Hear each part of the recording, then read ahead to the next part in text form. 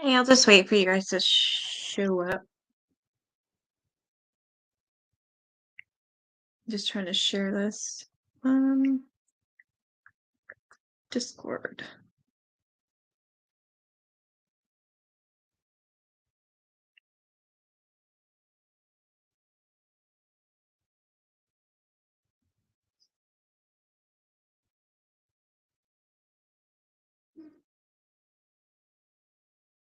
Hey, Teresa. I'm doing a double whammy tonight.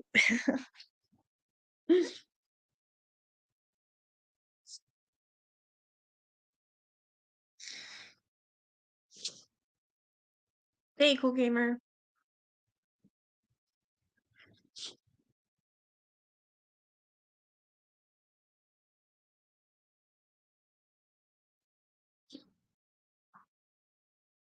So I'm still, this is the second chapter now. The only one that I know of that has two chapters about Annie Chapman. All the other ones were just one chapter each, but this one's pretty big. So I actually had to stop in midst of this chapter because it's so damn long. All right. I'll just read.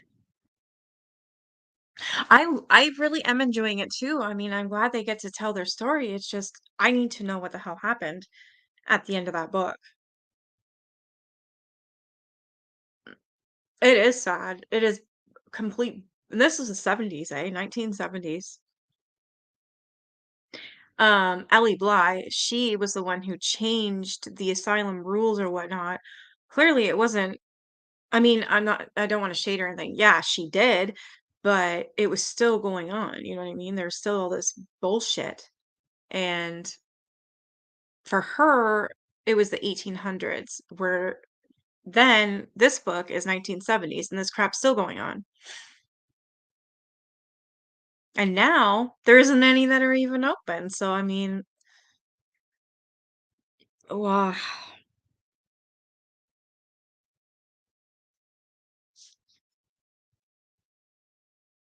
All right. The handkerchief produced, together with the pocket, he separated from the rest of some articles said to be taken from the body of deceased at the Whitechapel mortuary and not then in the custody of the mortuary keeper.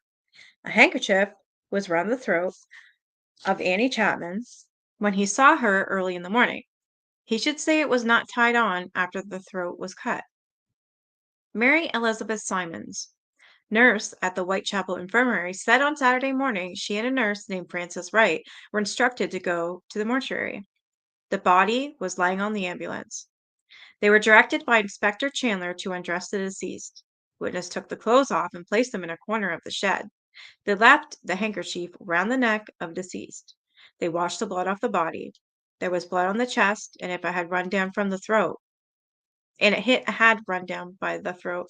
Hey, Dad. They found the pocket, the strings of which were not broken.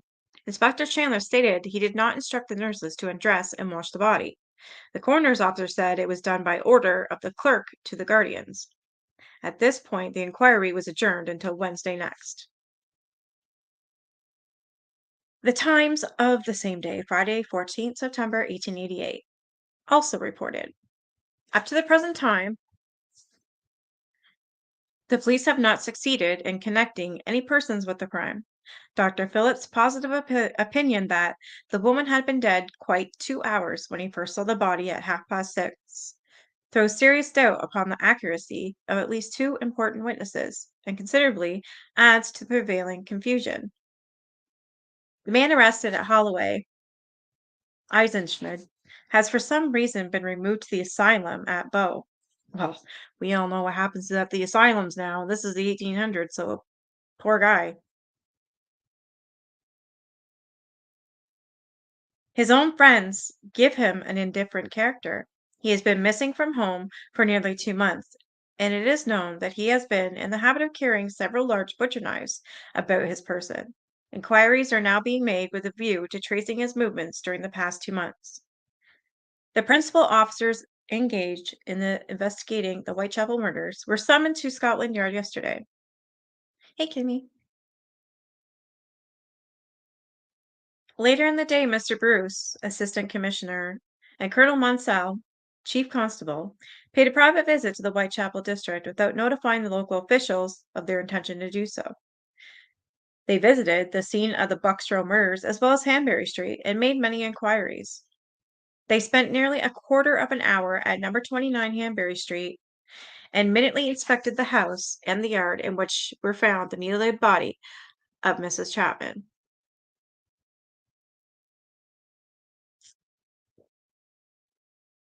The police have satisfied themselves that the man, Piggott, could have had nothing to do with the murders. His movements have been fully accounted for, and he is no longer under surveillance. The Lancet says the theory and the succession of murders which have lately been committed in Whitechapel are the work of a lunatic appears to us to be by no means, at present, well established. So, in layman's terms, they think it's a lunatic. There's like whole paragraph.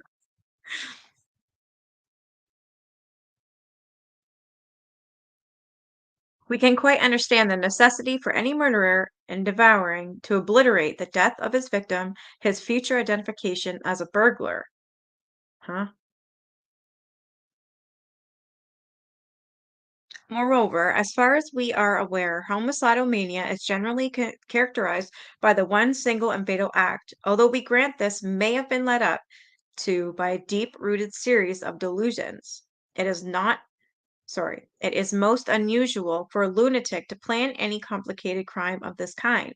Neither, as a rule, does a lunatic take precautions to escape from the consequences of his act, which data are most conspicuous in these now two celebrated cases. Hey, Great Dane Mom. Yeah, long time no see, right?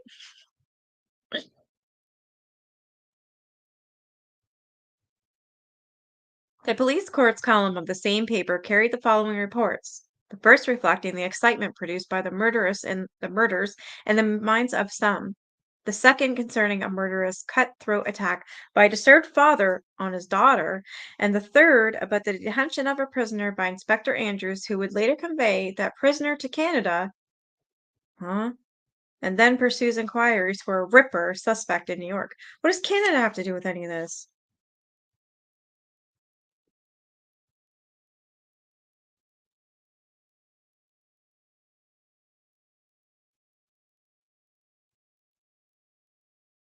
At the Thames Police Court, a Japanese named Sopiwajan, 38, was charged with cutting and wounding Ellen Norton, 9, Jamaica Passage, Limehouse, Prosecutix, whose head was bandaged, said about 12 o'clock on Wednesday night, 12th September, she was in the coach in Horse's beer shop, West India Dock Road, when she heard screams close by the stranger's home.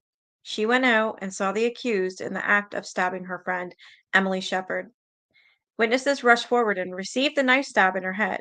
She then remembered no more until she was at the station, having her head dressed by a doctor. Witness had been drinking, but had not been in the prisoner's company.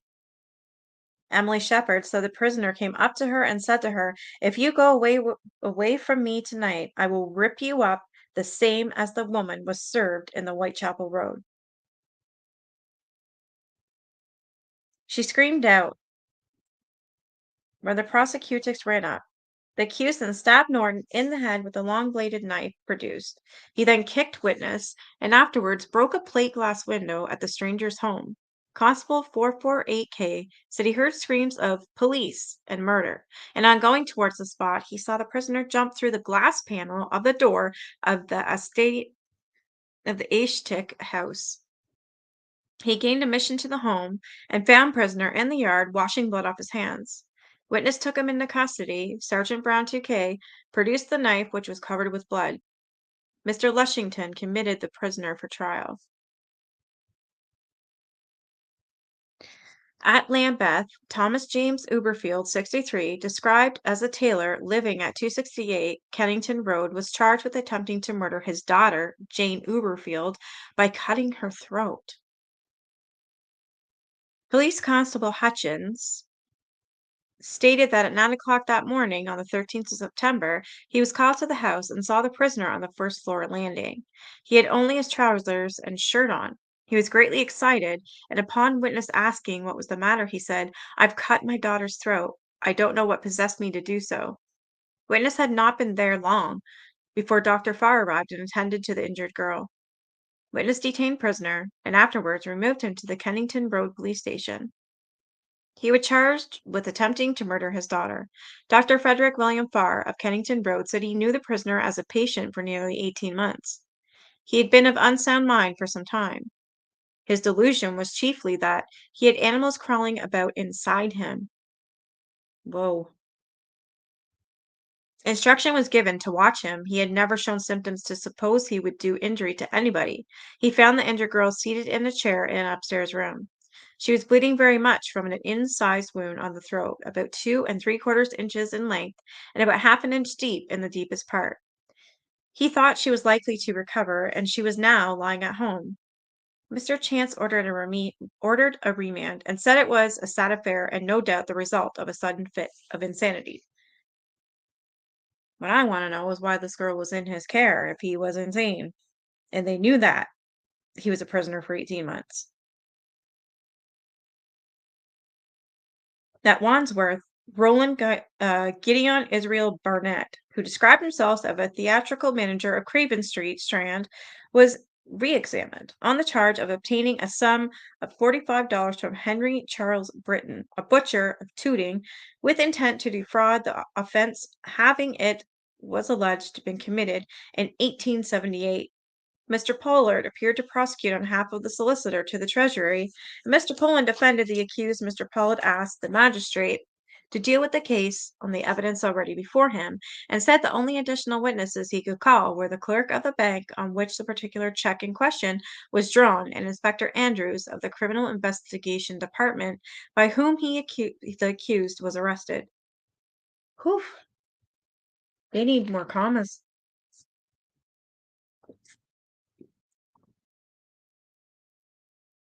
Mr. Plowden said he had had an opportunity of reading the information on which the warrant was granted, and unless it could be supplemented by additional evidence, he would take upon himself the responsibility of discharging the prisoner, believing that no jury would convict Mr. Pollard, thought it right to tell the magistrate that he had no additional evidence. Mr. Plowden then discharged the prisoner, observing that he would be required to clear himself of another charge of a more serious character. The prisoner then left the dock, but was rearrested by Inspector Andrews on an extradition warrant charging him with obtaining money from certain persons in Toronto by false representations. What the shit? Apparently, Toronto has,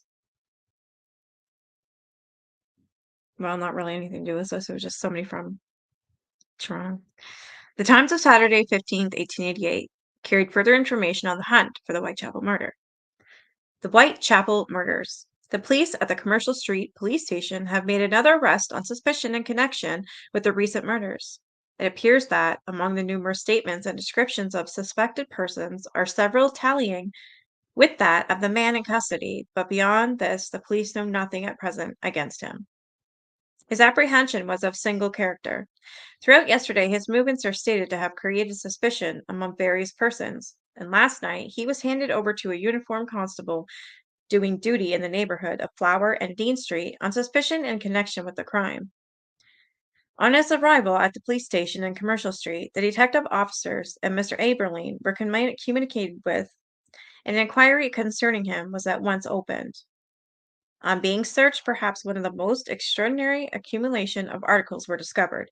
A heap of rags, comprising pieces of dress fabrics, old and dirty linen, two purses of a kind usually used by women, two or three pocket handkerchiefs, and a comparatively clean white one, and a small white one with a red spotted border, two small tin boxes, a small cardboard box, a small leather strap, which might serve the purpose of garter string, and one spring onion. An onion. The person to whom this curious assortment belongs is slightly built, about 5 feet 7 inches or 5 feet 8 inches in height, and dressed shabbily. He has a very careworn look. Covering a head of hair included somewhat to be sandy, with beard and mustache to match, with a cloth skull cap, which did not improve his appearance. Nice. Suspicion is the sole motive for his temporary detention. For the police, although making every possible inquiry about him, do not believe his apprehension to be of any importance. Regarding the man Piggott, who was captured at Gravesend, nothing whatever has been discovered by the detectives in the course of their inquiries which can in any way connect him with the crime or crimes, and his release, at all events, from the custody of the police is expected shortly. Hey, Heavenly Cow. In connection with the arrest of a lunatic at Holloway, it appears that he's been missing from his friends for some time now. The detectives have been very active in prosecuting their inquiries concerning him, and it is believed the result, so far, increases their suspicion. He is at present confined in the asylum at Grove Road, Bow. All inquiries have failed to elicit anything as to the whereabouts of the missing pensioner who was wanted in connection with the recent murder. On the question as to the time when the crime was committed, concerning which there was a difference between the evidence of the man Richardson and the opinion of Dr. Phillips, a correspondent yesterday elicited that Mr. Kadosh, who lives in the next house at number 29 Hanbury Street, where the murder was committed, went to the back of the premises at 5:30 a.m. As he passed the wooden partition, he heard a woman say, "No, no." On returning, he heard a scuffle, and then someone fell heavily against the fence. He heard no cry for help, and so he went into his house. Some surprise is felt that this statement was not made in evidence at the inquest. There's a very strong feeling in the district, and large numbers of persons continue to visit the locality. Annie Chapman, the victim of the crime, was buried early yesterday morning at Manor Park Cemetery. Some of her relatives attended the funeral.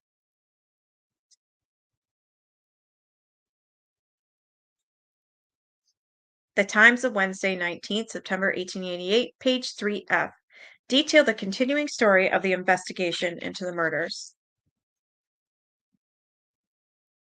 Continued the Whitechapel murders. Several reports were current in London yesterday as to discoveries by the police in connection with the Hanbury Street murder, but the value of the clues said to have been obtained is extremely doubtful. One statement is to the effect that, on the day of the murder, a man changed his clothes in the lavatory of the city newsrooms, Ludgate Circus, and left hurriedly, leaving behind him a shirt, a pair of trousers, and a pair of socks. The attendant threw the discarded clothes into the dustbin, and they were carted off in the city sewers cart on the following Monday. The police are said to be endeavored to trace these clothes, but decline to give information on the subject. It is obviously difficult to conceive why the murderer, having possessed himself of a change of clothes, should pass from Whitechapel to Ludgate Circus and change his dress in a quasi-public place such as the city newsrooms. The police, however, will thoroughly sift the matter. Charles Ludwig, the German charged yesterday at the Thames Police Court with being drunk and threatening to stab, was at once connected by popular imagination with the murderer. Our police report will show that some of the circumstances of the case seem to support such a hypothesis. The youth who was threatened early yesterday morning stated to a correspondent that the first he saw of Ludwig, as he calls him, was about 3:45. The prisoner was then at the top of Commercial Street, in company with a woman whom he was conducting in the direction of the Minories.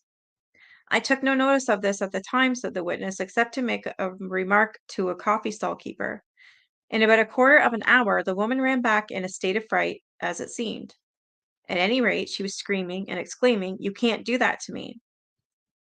Again, I thought little of it, as I only fancied she had some drink, but within 5 minutes the prisoner came up and asked for a cup of coffee at the stall where I was standing. He, at all events, was drunk, and would only produce a halfpenny in payment for the coffee which was given to him. I supposed he noticed me looking at him, for he suddenly turned around and asked in broken English, "What are you looking at?" I replied that I was doing no harm, but he said, "Oh, you want something?" and pulled out a long penknife, with which he had made a dash at me. I eluded him and snatched from the stall a dish which I prepared to throw at his head, but as he retreated after making the first dash, I only called to a policeman who was near by and had him arrested. He is slightly built and perhaps about 5 foot 6 inches in height, dark complexioned, and wearing a grizzly beard and mustache. I should think he is about 40 years of age. There's something the matter with one of his legs, and he walks stiffly. I heard that at the police court this morning. He pretended not to understand English, but his English, when he addressed me, was plain enough, though broken. And besides, when the officer who had him in charge told me all the way to Lehman Street that to see that he did not throw away anything, he at once dropped the penknife, which had till then been in his possession, as if the idea of getting rid of it had only just occurred to him. I have never seen him before. Ludwig entered the employment of Mr. C. A. Partridge, hairdresser, the Minories, a fortnight ago, last Saturday. On Monday night last, he went to a hotel in Finsbury, where he had previously lodged and remained there until about 1 o'clock in the morning. He produced a number of razors and acted in such a manner that some of the inmates were quite frightened. The landlady of this hotel states that on the day after the last murder in Whitechapel, Ludwig called early in the morning and washed his hands, stating that he had been injured. Another person has alleged that there was blood on the man's hands, but as to this, the landlady cannot speak. In the same issue of the Times, a letter from the Reverend Samuel A. Barnett, the Visser of St. Jude's, appeared. This is particularly interesting as he lived at the heart of the area in which the murders were being committed, and it gives an interesting insight into the social conditions prevailing the area. At last, to the editor of the Times. Sir, Whitechapel horrors will not be in vain if at last the public conscience awakes to consider the life which these horrors reveal. The murders were, it may almost be said, bound to come. Generation could not follow generation in lawless intercourse. Children could not be familiarized with scenes of degradation. Community and crime could not be the bond of society and the end of all peace. Some of us who, during many years, have known the life of our neighbors do not think the murders to be the worst fact in our experience, and published evidence now gives material for forming a picture of daily or nightly life, such as no one has imagined. Hey, Jen. Yeah, this chapter is so long. Holy cow. It's like half the book.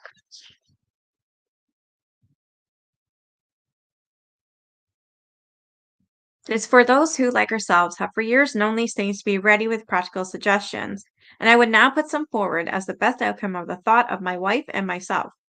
Before doing so, it is necessary to remind the public that these criminals' haunts are all of limited extent. The greater part of the Whitechapel is as orderly as any part of London, and the life of most of its inhabitants is more moral than that of many whose vices are hidden by greater wealth. Within the area of a quarter of a mile, most of the evil may be found concentrated, and it ought not to be impossible to deal with it strongly and adequately. We would submit 4 practical suggestions. 1. Efficient police supervision. In criminal haunts, a license has been allowed which would not be endured in other quarters, rows, fights, and thefts have been permitted, while the police have only been able to keep the main thoroughfares quiet for the passage of respectable people. The Home Office has never authorized the employment of a sufficient force to keep decent order inside the criminal quarters. Number 2, adequate lighting and cleaning. It is no blame to our local authority that the back streets are gloomy and ill cleaned.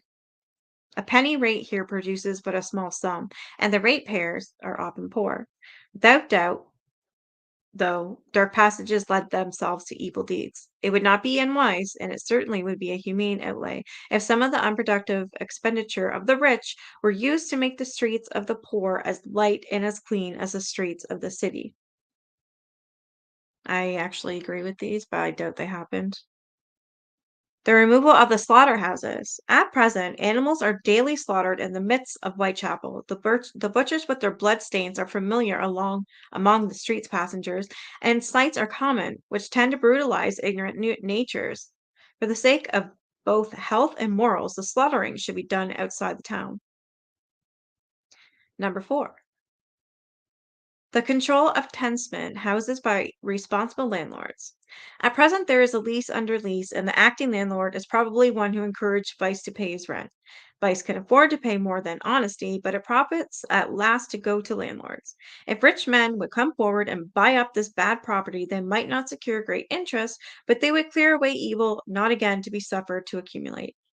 Such properties have been bought with results morally most satisfactory and economically not unsatisfactory. Some of that which remains might now be bought. Some of the worst is at present in the market, and I should be glad indeed to hear of purchasers.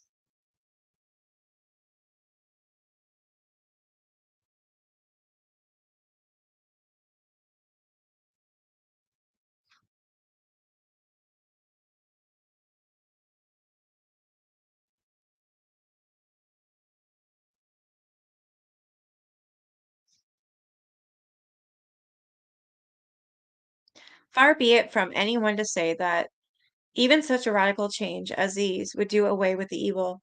When, however, such changes have been effected, it will be more possible to develop character and one by one lead the people to face their highest. Only personal service, the care of the individual by individual, can be powerful to keep down evil, and only the knowledge of God is sufficient to give the individual faith to work and see little results of his work. For men and women who will give such services, there is a crying demand. I am truly yours, Samuel A. Barnett. St. Jude's, Whitechapel, September 18th.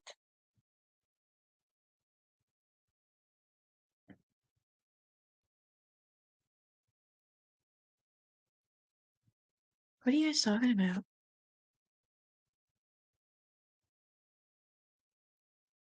Toegate? I can tell. Oh my god, never mind, I get it. It didn't go well, eh?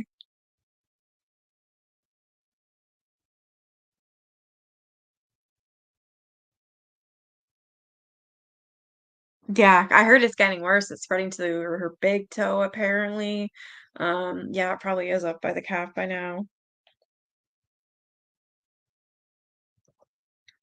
Another letter in the same column indicated the close public interest in the reports of the coroner's inquest, and the feeling by some that they were too lengthy and revealing.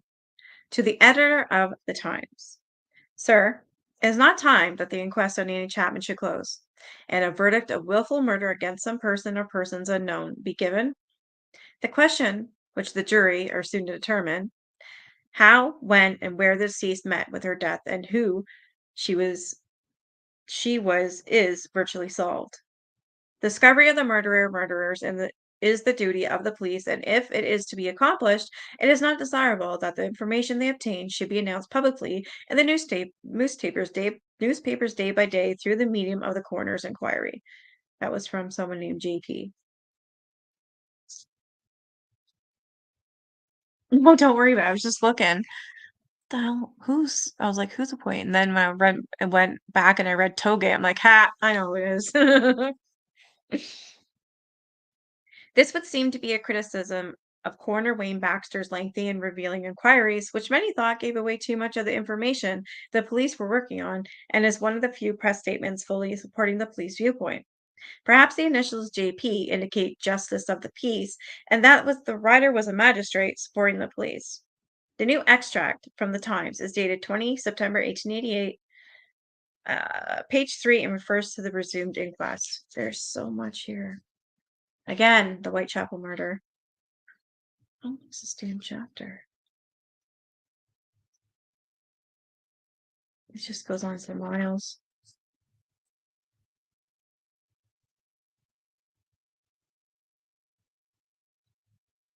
Yesterday, Mr. Went Yesterday, Mr. Win E. Baxter, coroner for the Southeastern Division of Middlesex, resumed his inquiry at the Working Lads Institute, Whitechapel Road, respecting the death of Annie Chapman, who was found murdered in the backyard of number 29 Hanbury Street, Spitalfields, on the morning of the 8th. I've been reading too much.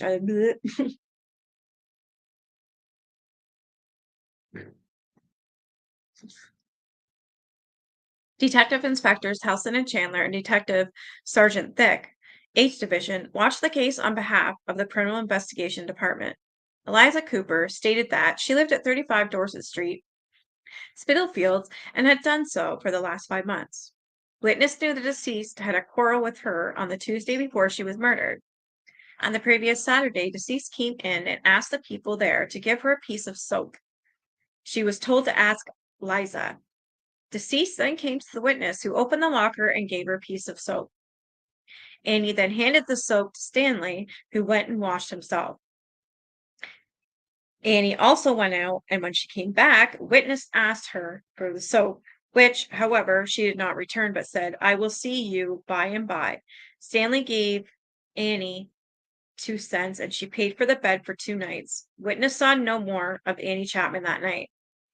Ew, so you're telling me you're gonna sit there and use a piece of soap, have this guy use a piece of soap, and give it back to the person that gave it to you? Ugh.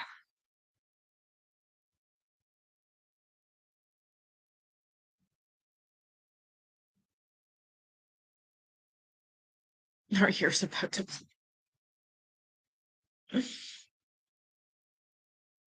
Oh, I'm glad you could see your doggy. By the coroner. Coroner says witness was treated by Stanley. On the following Wednesday, witness met Annie Chapman in the kitchen and asked her to return to the piece of asked her to return the piece of soap. Annie threw a halfpenny on the table and said, "Go and get a halfpenny worth of soap." They then began to quarrel and afterwards went to the Ringers public house, where the quarrel was continued. Annie slapped her face and said, "Think yourself lucky I did not do more." Witness believed she then struck Annie in the left eye and then on the chest. She could afterwards see that the blow had marked Annie's face. Hey, Crystal.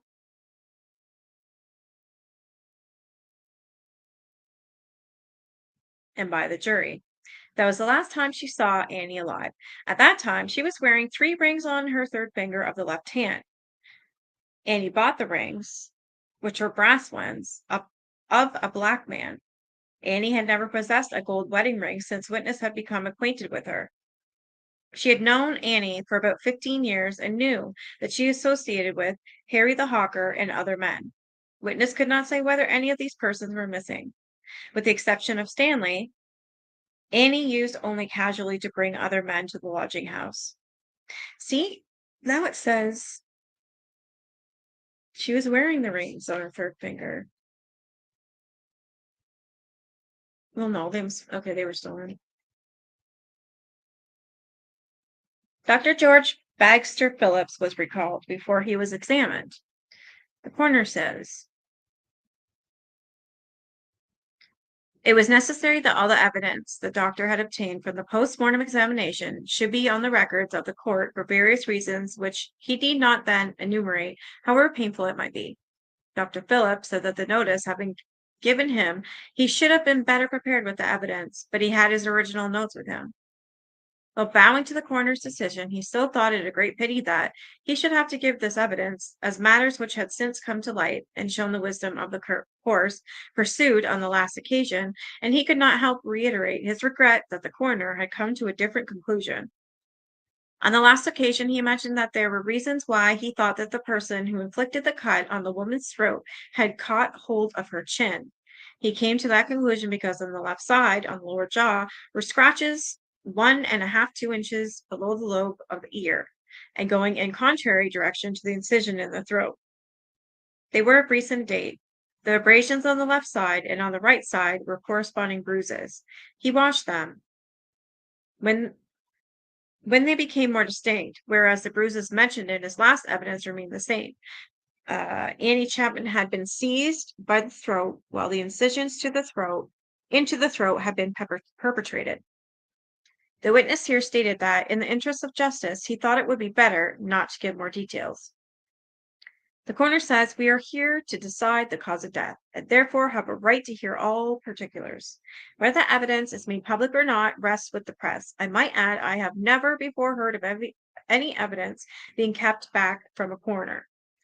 Dr. Phillips says, I am in the hands of the court, and what I was going to detail took place after death. The coroner says, that's a matter of opinion. You know that medical men often differ. Dr. Phillips repeated that he did not think the details should be given. They had put stents in her legs? The hell? Just chop the whole leg off. Might as well at this rate. The court having been cleared of all women and boys, the witnesses proceed to give medical and surgical evidence totally unfit for publication of the deliberate, successful, and apparently scientific manner in which the poor woman had been mutilated, and express his opinion that the length of the weapon was at least 5 to 6 inches, probably more, and the appearance of the cuts confirmed him in the opinion that this instrument, like the one which divided the neck, had been a very deep, very sharp character. The mode in which the knife had been used seemed to indicate great anatomy knowledge. The coroner says he thought he himself could not have performed all the injuries he described, even without a struggle, under a quarter of an hour. If he had done it in a deliberate way, such as would fall to the duties of a surgeon, it probably would have taken him the best part of an hour. He had not been able to discover any trace of blood on the walls or the next house. In answer to the jury, the witness said that he had no practical opinion about a person's eyes being photographed, but his opinion would be useless also with regard to employing bloodhounds. In the latter case, they would more probably scent the blood of of the murdered woman. The injuries to the body would produce at once partial insensibility. Elizabeth Long, 198 Church Row, Whitechapel, stated that she was with the wife of James Long, a park keeper. On Saturday morning, the 8th, she was passing down Hanbury Street from home and going to Spitalfields Market. It was about 5:30. She was certain of the time, as the brewer's clock had just struck that time and she passed 29 Hanbury Street. Witness was on the right-hand side of the street, the same side as number 29. She saw a man and woman on the pavement talking. The man's back was turned toward Brick Lane, while the woman's was towards the Spitalfields Market. They were talking together and were close against the shutters of number 29. Witness saw the woman's face. She had not seen Annie in the mortuary and was sure it was the face of the same person she saw in Hanbury Street. She did not see the man's face except to notice that he was dark. He wore a brown deerstalker hat, and she thought he had on a dark coat, but was not quite certain of that. She could not say what age of the man he was, but he looked to be over 40 and appeared to be a little taller than Annie. He appeared to be a foreigner and had a shabby, genteel appearance. Witness could hear them talking loudly, and she overheard him say to Annie, "Will you?" She replied, "Yes." They still stood there as witness passed, and she went on to her work without looking back. The coroner said she saw nothing to indicate they were not sober. It was not an unusual thing to see men and women talking together at that hour in that locality. The foreman remarked that the time stated by the witness was not consistent with that stated by the doctor. The coroner observed that Dr. Phillips had since qualified his statement.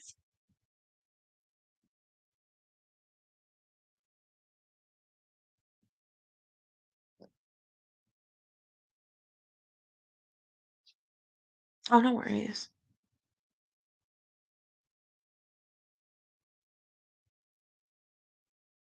Oh yeah, I keep forgetting to check that out, that I See What You Can't channel.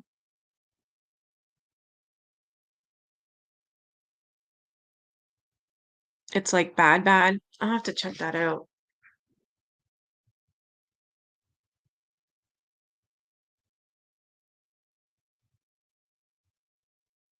Edward Stanley stated that he lived at 1 Osborne Street, Whitechapel. He was a bricklayer's laborer and was known by the name of the pensioner.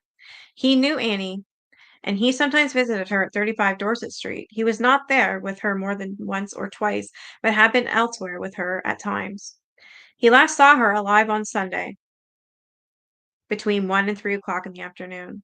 At that time, she was wearing 2 rings on one of her fingers. One was a flat ring and the other oval. He should think they were brass ones. Witness did not know of anyone with whom Annie was on bad terms. The coroner says when he last saw Annie, her eye was slightly blackened. His memory might be confused, and it was possibly he might have seen Annie after the time he had stated, for when he did see her, she certainly had a black eye and spoke to him about it. The foreman. A previous witness stated that the blows were not inflicted on Annie's face until the Tuesday. In answer to the jury, the witness denied that he was in the habit of spending Saturdays and Sundays with Annie. The coroner, are you a pensioner?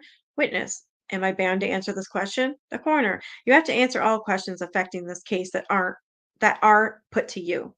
Witness, I am not a pensioner and have not been in the Essex Regiment. What I will say will be published all over Europe. I've lost 5 hours in coming here. The deputy of 35 Dorset Street was here called into the room and said Stanley was the person they called the pensioner. He was the man who used to come to the lodging house with Annie on Saturday and stay till Monday. Stanley had been to the lodging house 6 or 7 times. The last time he was there was the Saturday before the woman's death, and he stayed till the Monday. Stanley paid for one night, and Annie afterwards paid for the Sunday night.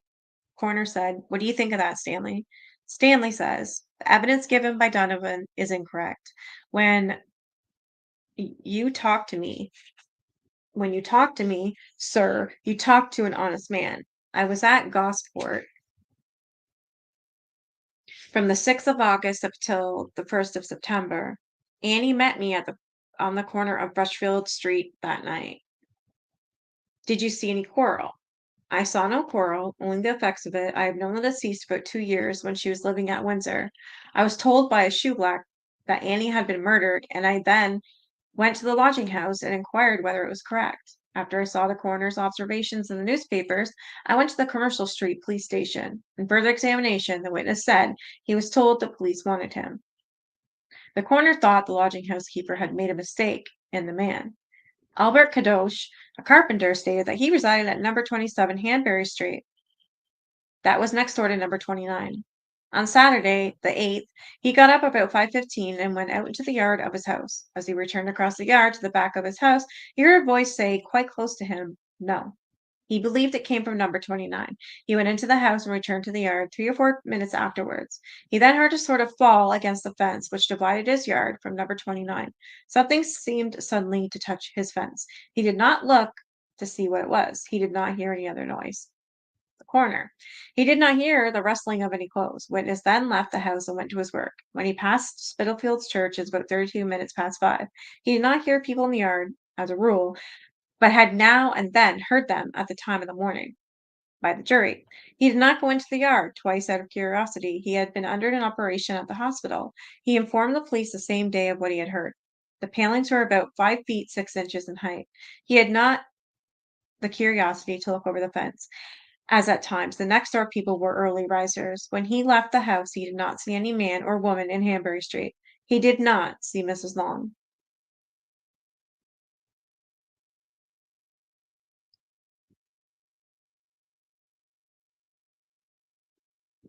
She is a fool. I agree. I think that she is going to end up with sepsis because she's just loony.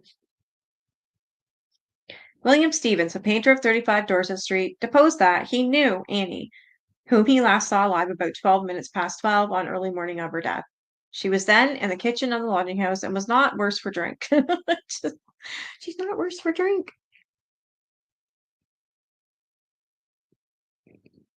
At the time, she had rings on her fingers. Witness believed that the piece of envelope produced was the one he saw Annie pick up by the fireplace. He noticed it was about the size of the piece produced, and he saw it had a red postmark on it. Annie then pulled out a box containing pills from her pocket, and the box breaking, she put the pills into the piece of paper and put it into her pocket. He saw Annie leave the kitchen and thought she was going to bed. As she said, she would not be long out of bed. Yeah, Crystal.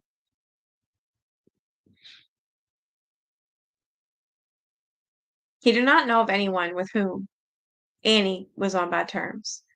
The coroner said that was all the evidence forthcoming. It was a question for the jury whether they would adjourn the case or return their verdict. The foreman stated that the reward of Miss S. Montague, MP, of $100 had been posted about, but the government did not, as the coroner had previously stated, now offer rewards.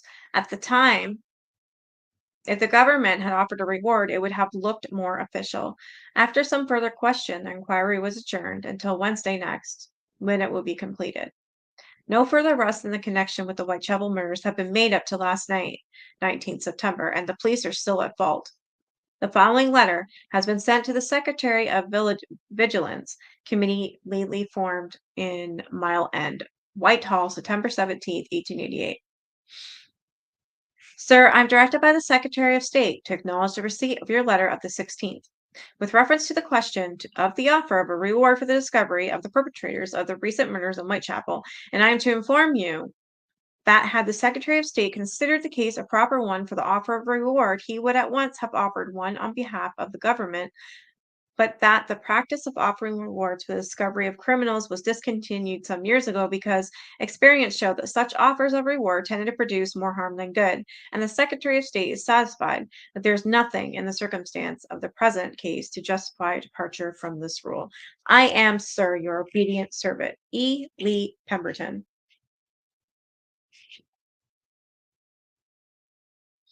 Home Secretary Matthews, apparently stung by the increasing criticism of the lack of success on the part of the police and the 2-week absence of Anderson, sent a memo dated 22nd September 1888 to his principal private secretary, Evelyn Ruggles Bryce.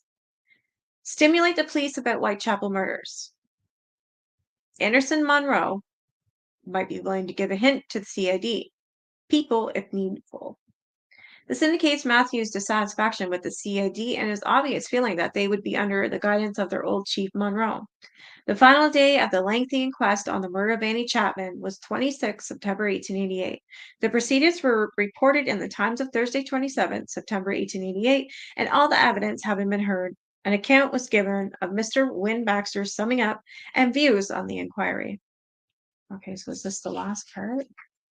Holy shit, this is a long summary. Oh my God.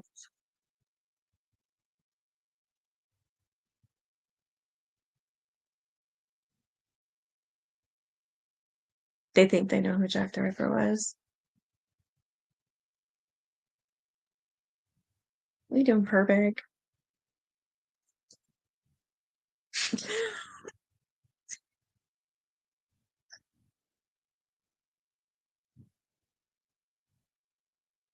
This is what you're hearing if you hear purring. The Whitechapel murder.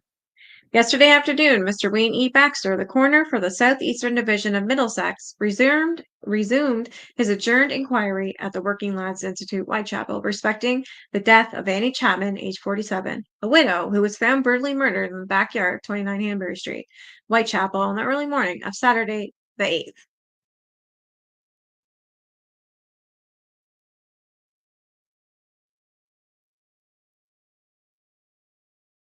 That's crazy. She still kept doing it in the room with the doctors.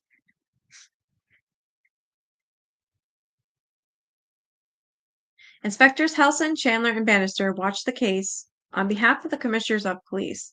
Having been informed there was no further evidence forthcoming, the coroner proceeded to sum up. He congratulated the jury that their labors were then nearly completed. Although up to the present they had not resulted in the detection of the criminal, he had no doubt that if the perpetrator of this foul murder were eventually discovered, their efforts would not have been useless. The evidence given was on the records of that court and could be used even if the witnesses were not forthcoming. While the publicity given had already elicited further information, which he would later on having to mention, and which he hoped he was not sanguine in believing might perhaps be of the utmost importance. The deceased was a widow, 47 years of age, named Annie Chapman. Her husband was a coachman living at Windsor. For 3 or 4 years before his death, she had lived apart from her husband, who allowed her 10 cents a week until his death at Christmas 1886. She had evidently lived an immoral life for some time, and her habits and surroundings had become worse since her means had failed.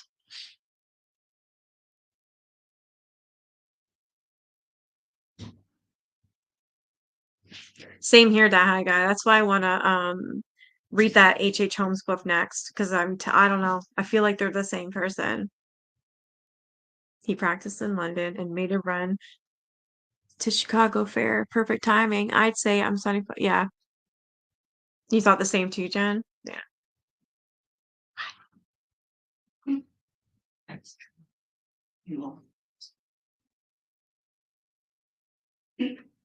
Weirdo. Are you hungry? No.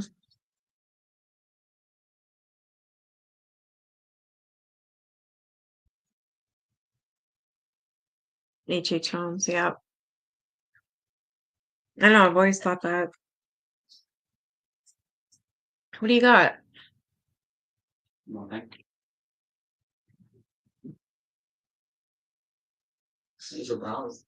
A brownie.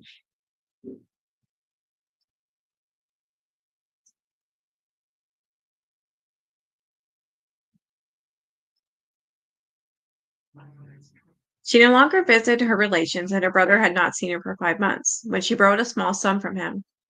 She lived principally in the common lodging houses in the neighborhood of Spitalfields, where such as she herded like cattle. She showed signs of great deprivation, as if she had been badly fed. The glimpse of life in those dens, which the evidence in this case disclosed, was sufficient to make them feel there was much in the 19th century civilization of which they had small reason to be proud, but the jury, who were constantly called together to hear the sad tale of starvation or semi-starvation, of misery, immorality, and wickedness which one of the occupants of the 5,000 beds in that district had every week to relate at coroner's inquest, did not require to be reminded of what life in Spitalfields lodging house meant. It was in one of those that the older bruises found on the temple and in the front of the chest of Annie were received in a trumpery quarrel a week before her death. It was in one of those that she was seen a few hours before her mangled remains were discovered. On the afternoon and evening of Friday, the 7th of September, she spent her time partly in such a place, at 35 Dorset Street, and partly in the Ringer's public house, where she spent whatever money she had, so that between 1 and 2 o'clock on the morning of Saturday, when the money for her bed was demanded, she was obliged to admit that she was without means, and at once turned out into the street to find it. She left there at 1:45 a.m. She was seen off the premises by the night watchman, and was observed to turn down Little Paternoster Row into Brushfield Street, and not in the more direct direction of Hanbury Street. On her wedding finger she was wearing 2 or 3 small rings, which appeared to have been palpably of base metal and value. They now lost sight of her for about 4 hours, but at half past 5 o'clock, Miss Long was in Hanbury Street on the way from her home in Church Street, Whitechapel, to Spitalfields Market. She walked on the northern side of the road, going westward, and remembered having seen a man and woman standing a few yards from the place where the deceased was afterwards found. And although she did not know Annie Chapman, she was positive that the woman was the deceased. The two were talking loudly, but not sufficiently to arouse her suspicions that there was anything wrong. The words she overheard were not calculated to do so. The inquiry of the man, "Will you?" and the simple assent of the woman, viewed in the light of subsequent events, could be easily translated and explained. Mrs. Long passed on her way, and neither saw nor heard anything more of her, and that was the last time she was known to have been alive. There was some conflict in the evidence about the time at which the deceased was dispatched. It was not unusual to find inaccuracy in such details, but the variation was not very great or very important. Annie was found dead about 6 o'clock. She was not in the yard when Richardson was there at 4:50 a.m. She was talking outside the house at half past 5 when Miss Long passed them. Kaddish said it was about 5:20 when he was in the backyard of the adjoining house and heard a voice saying no, and 3 or 4 minutes afterwards a fall against the fence. But if he was out of his reckoning but a quarter of an hour, the discrepancy in the evidence of fact vanished, and he might be mistaken, for he admitted that he did not get up until a quarter past 5, and that it was after the half hour when he passed the Spitalfields clock. It was true that Dr. Phillips thought that when he saw the body at 6:30, Annie had been dead at least 2 hours, but he admitted that the coldness of the morning and the great loss of blood might affect his opinion, and if the evidence of the other witness was correct. Dr. Phillips had miscalculated the effect of those forces. By many minutes after Mrs. Long passed them, could not have elapsed before Annie became a mutilated corpse in the yard of number 29 Hanbury Street, close by where she was last seen by any witness. That place was a fair example of a large number of houses in the neighborhood. It was built like hundreds of others for the Spitalfields weavers, and when hand looms were driven out by steam and power, they were converted into dwellings for the poor. Its size was about such as superior artisan would occupy it in the country, but its condition was such as would to certainly leave it without a tenant. In that place, 17 persons were living, from a woman and her son sleeping in a cat meat shop on the ground floor, and Davis and his wife and their three grown-up sons all sleeping together in the attic. The street door and the yard door were never locked, and the passage and yard appeared to have been constantly used by persons who had no legitimate business there. There is little doubt that the deceased knew the place, for it was only 300 or 400 yards from where she lodged. If so, it was unnecessary to assume that her companion had any knowledge. In fact, it was easier to believe that he was ignorant both of the nest of the living beings by whom he was surrounded and of their occupations and habits. Some were on the move late at night, some were up long before the sun. A carman named Thompson left the house as early as 3:50 a.m. An hour later, John Richardson was paying the house a visit of inspection shortly after 5:15. Gadash, who lived in the next house, was in the adjoining yard twice. Davis, the carman, who occupied the third floor front, heard the church clock strike 6:15, got up, had a cup of tea, and went to the backyard, and was horrified to find the mangled body of Annie Chapman. It was then a little after 6 a.m., a very little, for at 10 minutes past, that our Inspector Chandler had been informed of the discovery while on duty in Commercial Street. There is nothing to suggest that Annie was not fully conscious of what she was doing. It was true that she had passed through some stages of intoxication, for although she appeared perfectly sober to her friend who met her in Dorset Street at 5 o'clock the previous evening, she had been drinking afterwards, and when she left the lodging house shortly after 2 o'clock, the night watchman noticed that she was worse for drink, but not badly so, while the deputy asserts that, though she had been evidently drinking, she could walk straight, and it was probably only malt liquor that she had taken, and its effects would pass off quicker than if she had taken spirits. The post-mortem examination showed that while the stomach contained a meal of food, there was no sign of fluid and no appearance of her having taken alcohol. And Dr. Phillips was convinced that she had not taken any alcohol for some time. Annie therefore entered the house in full possession of her faculties, although with a very different object to her companions. From the evidence which the condition of the yard afforded and the medical examination disclosed, it appeared that, after the two had passed through the passage and opened the swing door at the end, they descended the 3 steps onto the yard. On their left-hand side, there is a recess between those steps and the palings. Here, a few feet from the house and less distance from the palings, they must have stood. The wretch must have then seized Annie, perhaps with Judas-like approaches. He seized her by her chin, he pressed her throat, and while thus preventing the slightest cry, he at the same time produced insensibility and suffocation. There was no evidence of any struggle. The clothes were not torn. Even in those preliminaries, the wretch seems to have known how to carry out efficiently his nefarious work. Annie was then lowered to the ground and laid on her back, and although in doing so she may have fallen slightly against the fence, the movement was probably effected with care. Her throat was then cut in 2 places with savage determination, and the inquiries to the abdomen commenced. All was done with cool impudence and reckless daring, but perhaps nothing was more noticeable than the emptying of her pockets and the arrangement of their contents with business-like precision and order near her feet.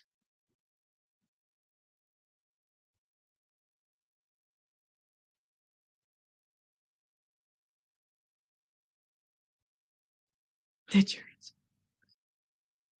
Are you comfy, little girl? Listen, she's sleeping. The murder seemed, like the Bucks Row case, to have been carried out without a cry. Now the occupants of the houses by which the spot was surrounded heard anything suspicious. The brute who committed the offense did not even take the trouble to cover up his ghastly work, but left the body exposed to view of the first comer. That accorded but little with the trouble taking with the rings. It suggested either that he had at length been disturbed, or that, as daylight broke, a sudden fear suggested the danger of detection that he was running. There were 2 things missing. Her rings had been wrenched from her fingers and had not since been found, and the uterus had been taken from the abdomen. The body had not been dissected, but the injuries had been made by someone who had considerable anatomy skill and knowledge. There were no meaningless cuts. The organ had been taken by one who knew where to find it, what difficulties he would have to do to contend against, and how he should use his knife so as to abstract the organ without injury to it. No unskilled person could have known where to find it or have recognized it when it was found. For instance, no mere slaughter of animals could have carried out these operations. It must have been someone accustomed to the post-mortem room. The conclusion that the desire was to possess the missing abdominal organ seemed overwhelming.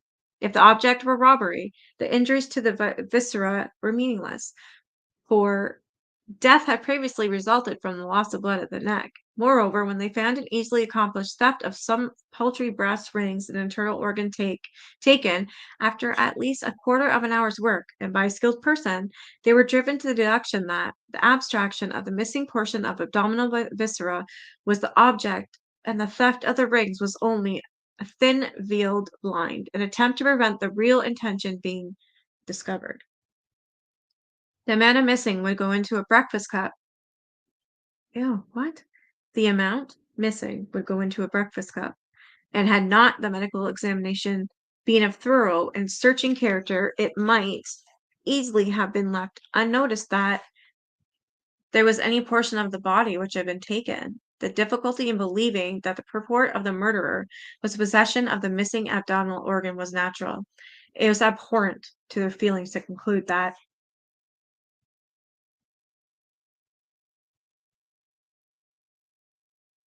a life should be taken for so slight an object, but when rightly considered, the reasons for most murders were altogether out of proportion to their guilt. It had been suggested that the criminal was a lunatic with morbid feelings. That might or not be the case, but the object of the murderer appeared palpably shown by the facts, and it was not necessary to assume lunacy, for it was clear that there was a market for the missing organ, to show the jury that he, the coroner, must mention a fact which at the same time proved the assistance which publicity and the newspaper press afforded in the detection of crime.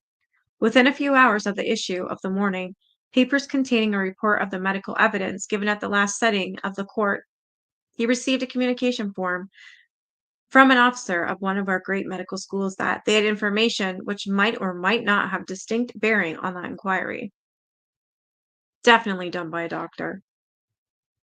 He attended at the first opportunity and was informed by the sub-curator of the Pathological Museum that some months ago an American had called on him and asked him to procure a number of specimens of the organ that was missing in the deceased. Oh, wow. He stated that his object was to issue $20 apiece for each specimen. He stated that his object was to issue an actual specimen with a copy of publication on which he was then engaged. He was told that his inquest was impossible to be complied with, but still urged his request. He wished them preserved, not in spirits of wine, the usual medium, but glycerin, in order to preserve them in a flaccid condition, and he wished them sent to America direct. It was known that his request was repeated to another institution of a similar character. Now, was it not possible that the knowledge of this demand might have incited some abandoned wretch to possess himself of a specimen? It seemed beyond belief that such inhuman wickedness could enter into the mind of any man, but unfortunately our criminal annals proved that every crime was possible. He need hardly say that he at once communicated his information to the Detective Department of Scotland Yard. Of course, he did not know what has been made of it, but he believed that publicity might possibly further elucidate this fact, and therefore he had not withheld the information. By means of the press, some further explanation might be forthcoming from America, if not from here. He had endeavored to suggest to the jury the object with which this crime was committed and the class of person who must have committed it.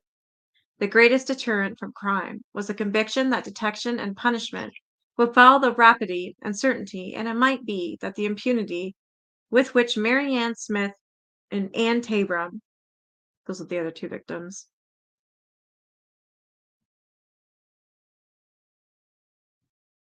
were murdered suggested the possibility of such horrid crimes as those with which the jury and another jury had been considering. It was therefore a great misfortune that nearly 3 weeks had already elapsed without the chief actor in this awful tragedy having been discovered. Surely it was not too much, even yet, to hope that the ingenuity of our detective force would succeed in unearthing this monster. It was not as if there was no clue to the character of the criminal or the cause of his crime. His object was clearly divulged. His anatomy knowledge carried him out of the category of a common criminal, but that knowledge could only have been obtained by assisting at postmortems or by frequenting the postmortem room.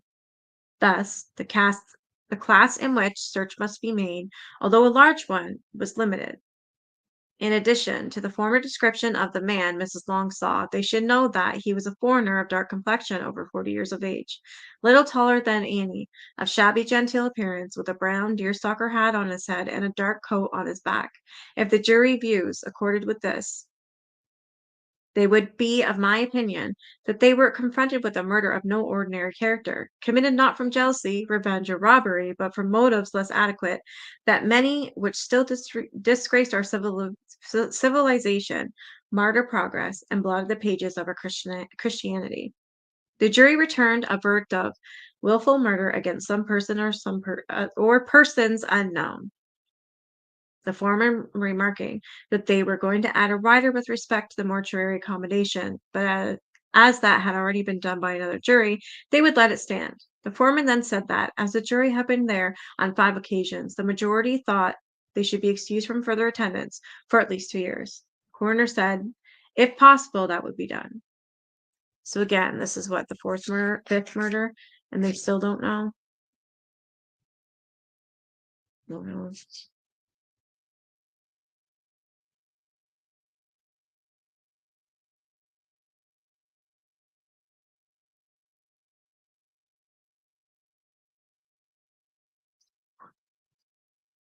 All right, the next chapter is chapter 6, but I'm done reading for tonight. I just read for 2 hours straight.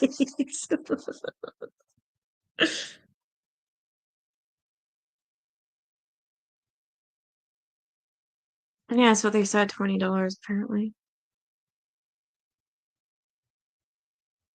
You comfy, Missy?